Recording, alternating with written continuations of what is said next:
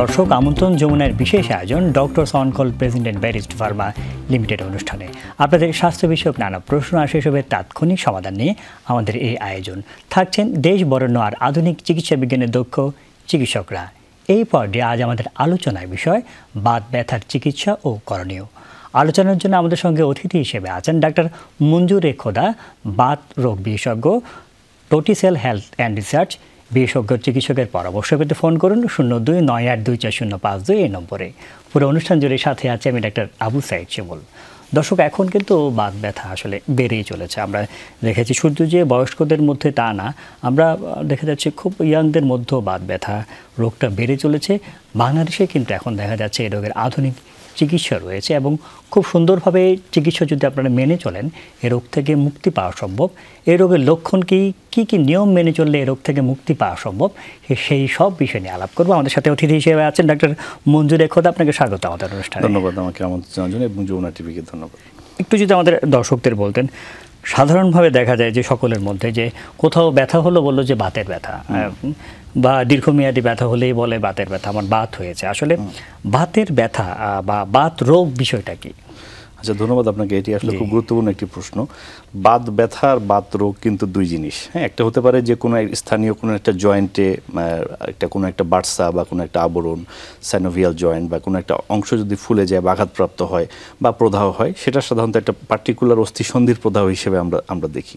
আর বাত রোগ হচ্ছে যদি কারণে ওভারঅল কোনো কারণে অটোইমিউন আমরা বলি, যে শরীরে রোগ প্রতিরোধ ব্যবস্থার একটা সমস্যা, সেখানে রোগ প্রতিরোধ ব্যবস্থা নিজের বিরুদ্ধে নিজেই একটা প্রতিরোধ গড়ে তোলে এবং দেখা যায় যে রোগ প্রতিরোধ ব্যবস্থার যেটা কাজ, যে আমাদেরকে জীবাণু আক্রমণ থেকে রক্ষা করা, সেটা না তো করেই, কিন্তু পাশাপাশি সেখানে কিছু অ্যান্টিবডি ফর্মেশন হয়। সেটা বিভিন্ন জায়গায়, সেটা হচ্ছে আপনার অস্থিসন্ধি হতে পারে, হৃৎপিণ্ড, ফুসফুস, মস্তিষ্ক, কিডনি, বিভিন্ন অঙ্গ প্রত্যঙ্গে আক্রমণ করতে পারে। তখন সেটা বাত রোগ আকারে, সিস্টেমিক রোগ আকারে প্রকাশ পায়, তখন সেটাকে বাত রোগ বলি। যে আমি যদি একটা ছোট্ট উদাহরণ দিই, যেমন আমাদের হাঁটু ফোলা হতে পারে, যে কোনো কারণে হতে পারে, আঘাতজনিত কারণে হতে পারে, সাধারণ ফোলা হতে পারে, আবার ধরুন ইউরিক অ্যাসিড জমে হতে পারে, আবার ধরুন যে স্পেশাল কিছু রোগ আছে, যেমন ধরুন আমরা বলছি স্পন্ডাইলো আর্থ্রাইটিস বা রিউমাটয়েড আর্থ্রাইটিস। এগুলো কিন্তু শুধুমাত্র কোনো সাধারণ বাত না, এগুলো বাত রোগ। সেক্ষেত্রে এটা শুধুমাত্র যে অস্থিসন্ধিতে আক্রমণ করছে তা না, অটোইমিউন কারণে অস্থিসন্ধিতে তো প্রধান লক্ষণ হিসেবে আক্রমণ করেই, কিন্তু পাশাপাশি শরীরের অন্যান্য অঙ্গ প্রত্যঙ্গকে আক্রমণ, যেমন ধরুন যে চোখের প্রদাহ হতে পারে, মস্তিষ্কের প্রদাহ হতে পারে, আবার ধরুন যে ফুসফুস শক্ত হয়ে যেতে পারে, ফাইব্রোসিস হতে পারে। এগুলো কিন্তু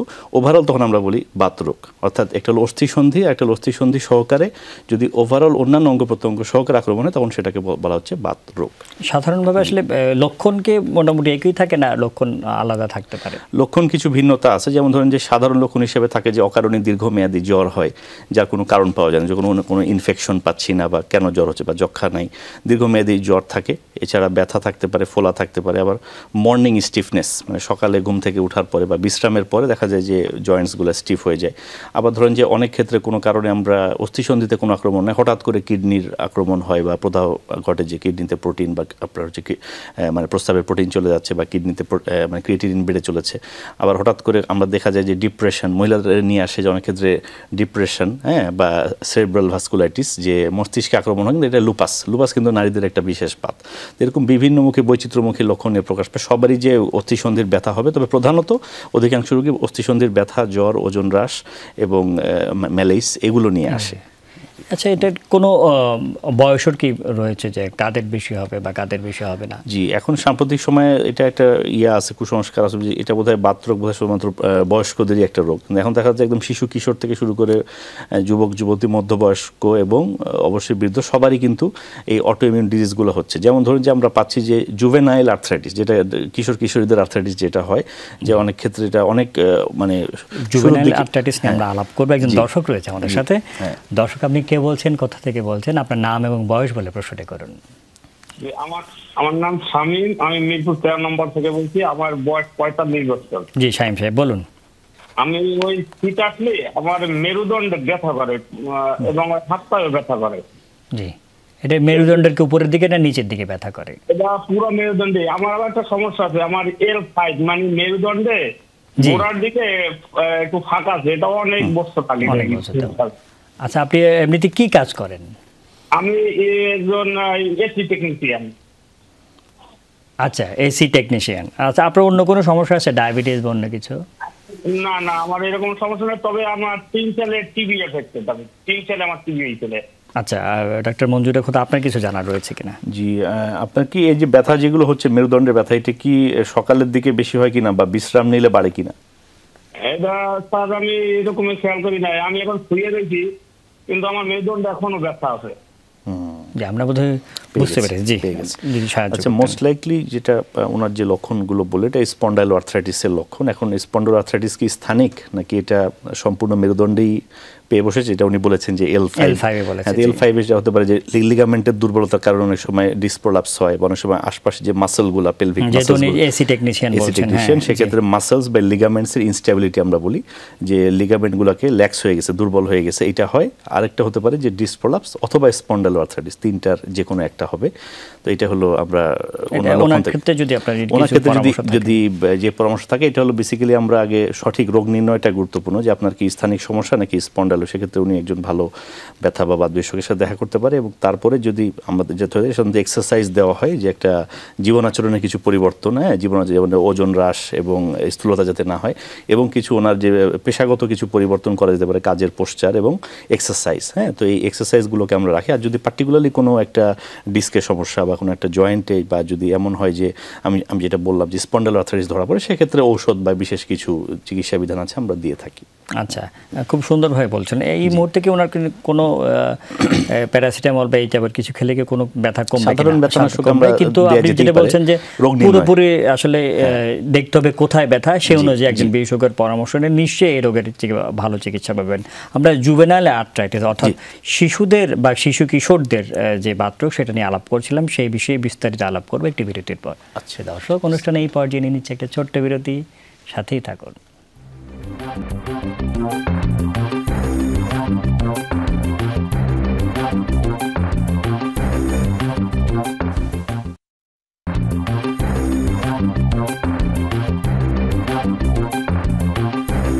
বিরতির পর doctors on call presented barrister Pharma limited অনুষ্ঠানে আপনাদেরকে আবারও স্বাগত জানাচ্ছি। আজকে আমাদের আলোচনার বিষয়ে বাত ব্যথার চিকিৎসা ও করণীয়। আমরা বিরতির আগে আসলে আলাপ করছিলাম যে জুভেনাইল অর্থাৎ শিশু কিশোরদের বিশেষ করে তাদের আসলে বাত ব্যথা হতে পারে, তাদের ক্ষেত্রে লক্ষণ আসলে কি? আচ্ছা, এটা একটা খুব ইম্পর্টেন্ট। অনেক ক্ষেত্রে দেখা যায় যে শিশু কিশোরদের যে ব্যথাগুলো, এগুলো কোনো সময় পেন কিলার খাইয়ে বা ইয়াং এত যে কমে যে ব্যথা একটা বড় অংশ চিকিৎসকরা মনে করে যে এটা বোধহয় গ্রোয়িং পেন বা অন্য কিছু। Growing pain. তো সেক্ষেত্রে এটা দেখা যায় যে জুভেনাইল ইডিওপ্যাথিক আর্থ্রাইটিসটা বা SGI, এটা কিন্তু অনেক ক্ষেত্রে জ্বর, ব্যথা, জয়েন্ট, অনেক সময় একাধিক জয়েন্ট ব্যথা হয় না, একটা জয়েন্ট ব্যথা থাকতে পারে। এটা অনেক দিন থাকতে পারে, আস্তে আস্তে ইভলভ করে, যত বয়স বাড়ে ইভলভ করে, আস্তে আস্তে দেখা যায় জয়েন্টের ইনভলভগুলো বেশি হচ্ছে। আবার অনেক সময় দেখা যাচ্ছে কোনো জয়েন্ট পেন নাই, শুধু র্যাশ আছে, জ্বর আছে, চামড়ায় একটা লালচে একটা র্যাশ আছে, বা শুধুমাত্র দেখা যায় সিবিসি করলে কিছু প্রমাণ পাচ্ছে কিন্তু লক্ষণিকভাবে নাই। তো ওইটা আমাদের একটা সিগন্যাল দেয়। তখন আমরা ডিটেল ইনভেস্টিগেশন করলে যখন জিআইএ পাওয়া যায়, এটা কিন্তু অবশ্যই সচেতন থাকতে হবে, কারণ এটা কিন্তু পরবর্তীতে ফুল ব্লোন আর্থ্রাইটিস বা মানে পূর্ণাঙ্গ বাতরোগ হিসেবে প্রকাশ করতে পারে, মানে পরিণত বয়সে। সেটার আমরা চিকিৎসা করছি। এই যে আমরা প্রায় সময় বিভিন্ন ধরনের ব্যথা বলে, কিছু সাধারণ প্রশ্নই আসলে জানতে চাইছি আর কি। অনেকে এটা জানতে চায় যে ব্যথা হলে অনেকে দেখা যাচ্ছে, অনেকে বলেন যে বরফ দিতে, অনেকে বলেন যে না বরফ দিয়ে না, গরম শেক দাও। ব্যথা আসলে কোনটা দেয়া সমীচীন? এটা খুব একটা ইম্পর্টেন্ট প্রশ্ন। এটা একটা সাধারণ কুসংস্কার, এবং অনেকে সাধারণত ব্যথা হইলে একটা প্রেডিকশন থাকে যে শুধুমাত্র গরমই দিচ্ছেন। এটা আমরা বলি যে যেখানে যদি প্রদাহ ভিত্তিক যদি ব্যথা হয়, যে প্রদাহ যদি লালচে থাকে বা ইনফ্লামেশন থাকে, প্রদাহ ভিত্তিক ব্যথা হলে ওখানে যদি হিট দেওয়া হয়, সেক্ষেত্রে কিন্তু সেটা আরও বাড়ে, রক্ত প্রবাহ যদি বাড়ে সেক্ষেত্রে ব্যথা আরও বাড়বে, সেক্ষেত্রে আমরা কোল্ড প্যাক অ্যাপ্লাই করি। আর যদি প্রদাহ ভিত্তিক ব্যথা না থাকে, সেক্ষেত্রে যদি মেকানিক্যাল ব্যথা থাকে, যে মাংসপেশি টান বা লিগামেন্টে টান বা রগে টান এরকম যদি থাকে, সেক্ষেত্রে আবার কিন্তু তাপ দিলে উপকার আছে। এই জন্য এটা আমাদের দর্শক রয়েছে আমাদের সাথে। দর্শক, আপনি কে বলছেন, কোথা থেকে বলছেন, আপনার নাম এবং বয়স বলে প্রশ্নটি করুন। দর্শক, আমরা শুনতে পাচ্ছি সংযোগটি বিচ্ছিন্ন হয়ে গিয়েছে, আপনি আবার চেষ্টা করতে থাকুন, আমরা অপেক্ষায় রয়েছে আপনার ফোনের। একটু যদি বলতেন যে এটা বরফ এবং ইয়ার কথাটা বললেন, অনেকে আবার বলে যে ব্যথা থাকলে কি ব্যায়াম, অনেকে বলেন যে না একটু ব্যায়াম করো, হাত পা নাড়াও, ব্যথাটা ঠিক হয়ে যাবে। আবার অনেকে বলে যে না এখন তো ব্যথা, এখন হাত পা নাড়ানো যাবে না। কোনটা আসলে এক্ষেত্রে সঠিক? এটা খুব একটা ভালো প্রশ্ন। যদি এটা আপনার চিকিৎসককে এটা মানে নির্ধারণ করে দিতে হবে যে কোন ধরনের ব্যথায় সে এক্সারসাইজ করবে বা করবে না। সেক্ষেত্রে দেখা যদি স্ট্রাকচারাল কোনো ড্যামেজ না থাকে, যে ওখানে কোনো লিগামেন্ট বা ক্যাপসুল বা কোনো মেনিসকাস বা কার্টিলেজে যদি কোনো গাঠনিক কোনো যদি উপাদান যদি ক্ষতিগ্রস্ত না হয়, ছেঁড়া না থাকে, সেক্ষেত্রে কিন্তু সে ব্যায়াম করলে উপকৃত হবে, রক্ত চলাচল বৃদ্ধি পাবে। এবং সেক্ষেত্রে কিন্তু যদি গাঠনিক কোনো উপাদান উপাদান যদি ড্যামেজ থাকে সেক্ষেত্রে আপনি একটা আহত জয়েন্টকে যদি আরও বেশি হারে ব্যবহার করতে চেষ্টা করতে বলেন সেক্ষেত্রে আরও বেশি সে সমস্যা বাড়বে আর কি। আচ্ছা, এইটা যদি বলতেন যে আপনারা যেহেতু বাংলাদেশে এখন অনেক ধরনের আধুনিক চিকিৎসা হচ্ছে, এই রোগের আপনারা কীভাবে চিকিৎসা করেন যখন আপনাদের এটা নির্ণয় করা হয়ে যায় আর কি? আচ্ছা, ধন্যবাদ। আসলে এখানে চিকিৎসার ক্ষেত্রে আমরা দুই রকম বলি। একটা হচ্ছে যে আপনার ট্র্যাডিশনাল যে ট্রিটমেন্ট আছে সেটারও কিন্তু অনেক আধুনিকায়ন হয়েছে। যেমন ধরুন যদি সিস্টেমিক বাত হয়, যেমন রিউমাটয়েড আর্থ্রাইটিস বা লুপাস, বা ধরুন যে আমরা বলি স্পন্ডাইলো আর্থ্রাইটিস বা সোরিয়াটিক আর্থ্রাইটিস, চিকিৎসা নিয়ে আলাপ করব। আরেকজন দর্শক রয়েছে। দর্শক, আপনি কে বলছেন, কোথা থেকে বলছেন, আপনার নাম এবং বয়স বলে প্রশ্ন করুন। আমার নাম শিল্পী, আমি নরসিংদী থেকে বলছি। আমার বয়স 47। জি। অনেকদিন যাবত আমার মেরুদণ্ডের মাঝখানটা কি ব্যথা, কোমর ব্যথা আর কি। আমি দীর্ঘদিন যাবত থ্যালাজিন খাচ্ছি, রিউমাটিক আর্থ্রাইটিস। মানে কোমর ব্যথাটা আমার কমতেছি না, শীতে আরো বাড়ে। সকালবেলা আমি মানে নুইতেই পারি না, নুয়ে কোনো কাজই করতে পারি না। জি, ডাক্তার মঞ্জুরের কথা আপনার যদি কিছু জানার থাকে। জি, আচ্ছা, এই যে ব্যথাটা, এটা কি আপনার স্কিনে কোনো সোরিয়াসিস নামক কোনো র্যাশ বা চুলকানি আছে কিনা, অথবা দীর্ঘমেয়াদী কোনো আমাশয় আছে কিনা? জি, আমরা মোটামুটি বোধহয় বুঝতে পেরেছি।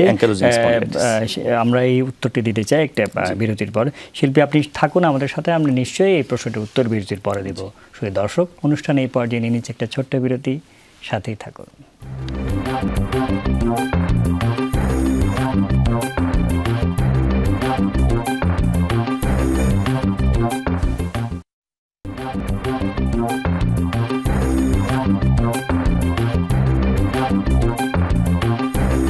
বিরতির পর doctors on call president barrister Pharma limited অনুষ্ঠানে আপনাদেরকে আবারও স্বাগত জানাচ্ছি। আজকে আমাদের আলোচনার বিষয় বাত ব্যথার চিকিৎসা ও করণীয়। আমরা আলাপ করছিলাম, একজন বিরতির আগে শিল্পী আমাদের কাছে জানতে চেয়েছেন, তার বয়স 48, তার প্রশ্নটার উত্তরটি যদি দিতেন। আচ্ছা, ওনার যে সিমটম এটা বলে, এটা অ্যাঙ্কালোজিং স্পন্ডিলাইটিস। এটা সাধারণত যেটা বলেন যে উনি সালফাসালাজিন খেয়ে দীর্ঘদিন ভালো ছিলেন, বাট এখন এটা কাজ করছে না।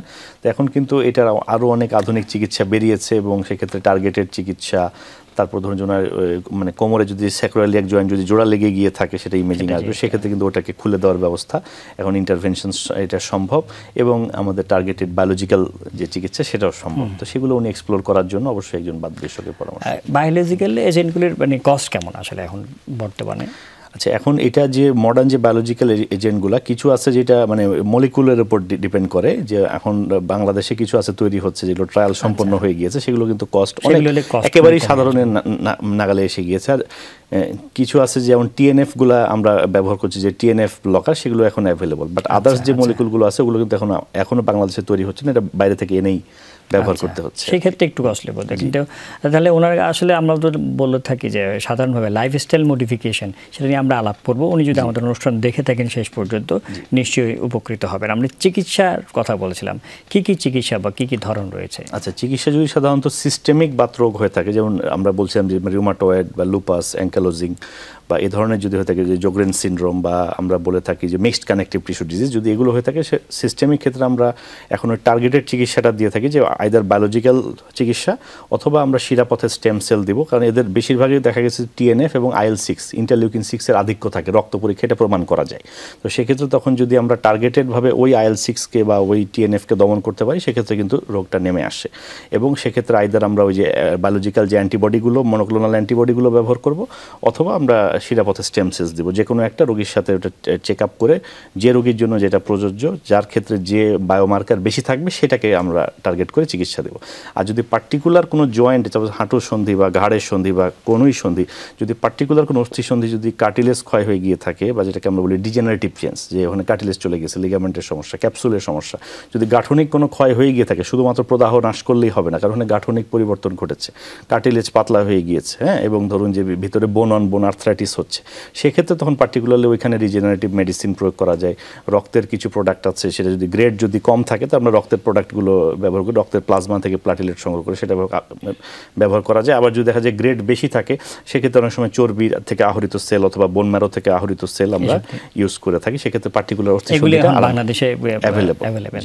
এটা তো গেলে আপনাদের একটা চিকিৎসার প্রক্রিয়া, কিছু ওষুধ দিয়ে বা কিছু অন্য মডিফিকেশন, তার যারা এই রোগটা নির্ণয় হয় আর কি, হ্যাঁ, শনাক্ত হয়, উনি আসলে কি কি নিয়ম মেনে চলবেন বা কি করতে হবে ওনাকে? জি, এটা খুবই একটা গুরুত্বপূর্ণ প্রশ্ন, যে বেশিরভাগই কিন্তু আমাদের দেখা গেছে যে এগুলো কিন্তু প্রিভেন্টেবল বা এগুলো আগে থেকে প্রতিরোধ করা যায়। যেমন আমাদের বাংলাদেশে এখন দেখা গেছে যে খাদ্যে দূষণ, হ্যাঁ, আমাদের খাদ্যে বিভিন্ন ধরনের রাসায়নিকের অতিক্রিয়া, এর ফলে কিন্তু অটো ইমিউন রোগগুলো বাড়ছে এবং জিনগতভাবে এগুলো জিন জেগে উঠছে, অনেক ক্ষেত্রে জিনগুলো ল্যাটেন্ট থাকে, এগুলো অ্যাক্টিভেট হয়ে যায়।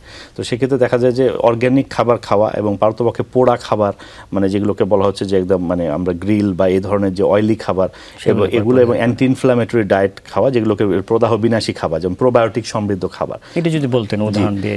যেমন ধরুন যে প্রোবায়োটিক সমৃদ্ধ খাবার আমরা বলি যে আঁশ জাতীয় খাবার বা টক দই, apple cider vinegar, green tea, berry, কাঁচা হলুদ, কাঁচা আদা, এগুলো কিন্তু প্রাকৃতিকভাবেই এগুলো কিন্তু প্রদাহ বিনাশী, হ্যাঁ। তো মানে এগুলো কাজ করে। আবার ধরুন যে আপনার যদি খাদ্যে খুব বেশি রেড মিটের আধিক্য থাকে, রেড মিট মানে লাল মাংস, এবং সেটা যদি আবার পোড়া মাংস হয়ে থাকে, রেড মিটের যে আয়রন থাকে সেটা কিন্তু আবার রক্তে অতিরিক্ত অ্যান্টিবডি প্রোডাকশনের জন্য দায়ী।